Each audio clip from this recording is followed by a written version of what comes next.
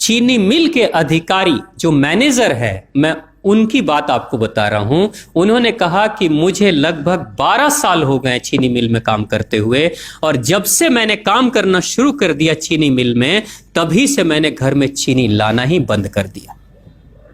मैं तब से अपने बच्चों को चीनी खिलाता ही नहीं हूं, जबकि नौकरी से सैलरी वहीं से मिलती है, मगर चीनी नहीं। मैंने कहा कि आखिर कौन सी घटना घटी जिसके कारण से आपने ऐसा किया?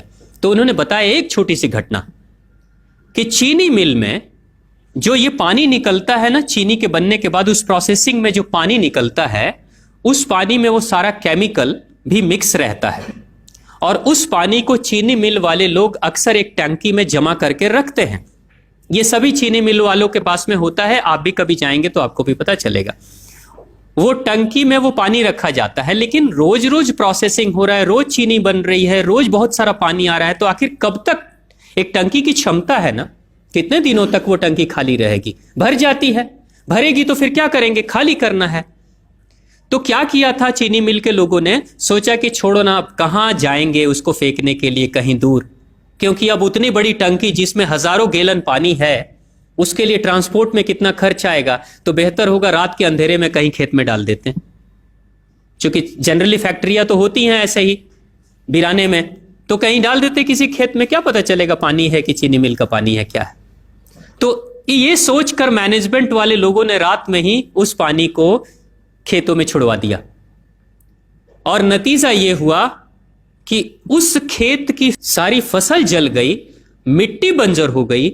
और जब किसान पता करने लगा कि आखिर क्या हुआ मेरे खेत में, जब चेकअप कराया वो मिट्टी का, तो पता चला कि इसमें तो चीनी मिल का जो वेस्ट मटेरियल है वो डाला गया है।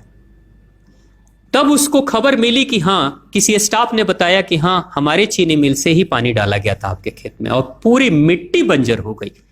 उसने केस कर दिया और चीनी मिल वाले को मुआवजा देना पड़ा लाखों रुपए। तभी से वो स्टाफ कहते हैं कि जो मिट्टी को बंजर कर दे वो इंसान के शरीर में जाए तो क्या करेगी। उसी के बाद से मैंने अपने घर में चीनी लाना बंद कर दिया। और सच्चाई है, लगभग अगर आप देखेंगे तो अंग्रेजों के आने के समय अंग्रेज पहला चीनी मिल इन्होंने भारत में ही लगाया था।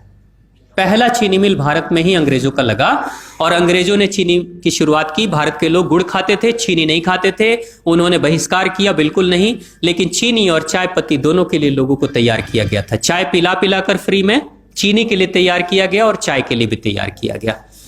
अंग्रेज ने जब से यह शुरू किया है, और पिछले 50 वर्षों से हमारे समाज में चीनी खाने का प्रचलन बहुत तेजी से बढ़ा है, और उसी समय से भारत के लोगों के बच्चों के शरीर में कैल्शियम की कमी होनी शुरू हो गई है।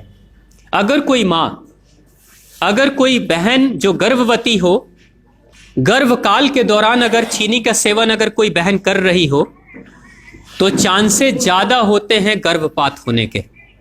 कोई मां अगर बच्चे के जन्म से पहले 1 साल पहले से ही चीनी छोड़ दे और सामान्य भोजन करे, अपना ही दूध बच्चे को पिलाए, और कम से कम 5 साल तक बच्चे को चीनी ना खिलाए, खुद को चीनी ना खिलाए, उस बच्चे को कभी भी ऑस्टियोपोरोसिस की समस्या नहीं हो सकती। कैल्शियम की कमी उसके शरीर में कभी नहीं होगी।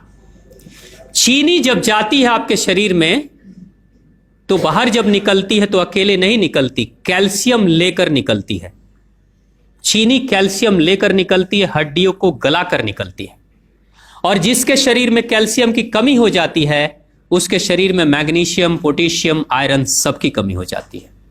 कैल्शियम वो तत्व है कि जिसके शरीर में कम हो जाए, सारे तत्व कम हो जाएंगे, और कैल्शियम की कीमत पे चीनी हम खाते हैं।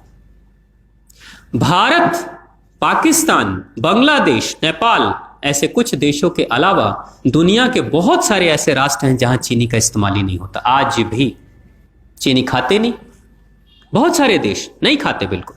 आप गुड़ खाया करिए, वो ज्यादा बेहतर है, चीनी को छोड़िए।